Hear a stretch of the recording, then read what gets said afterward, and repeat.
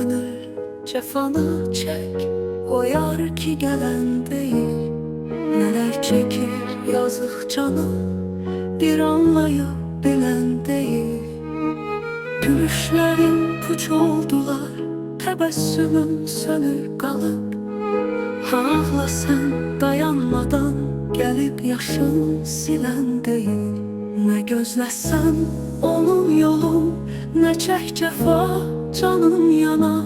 Nahak yere sevinme gel, üzüm yine gülen değil.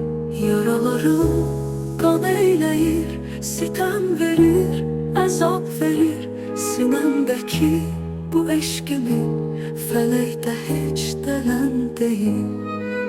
Uzaklara gidip daha diyen de gel gelir mi yar? Unutma gel sen ey gönül, o yar ki kölen değil.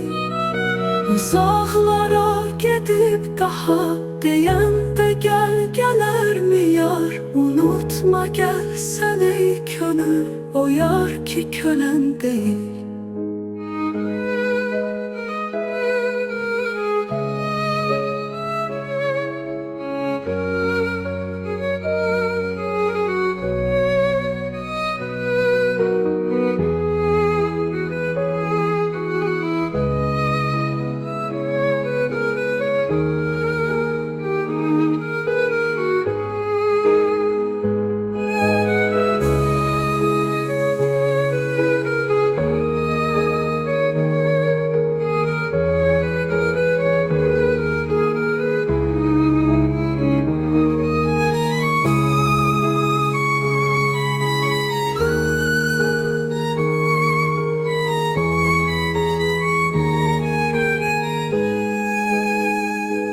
Gülüşlerin puç oldular, tebessümün sönük kalıp.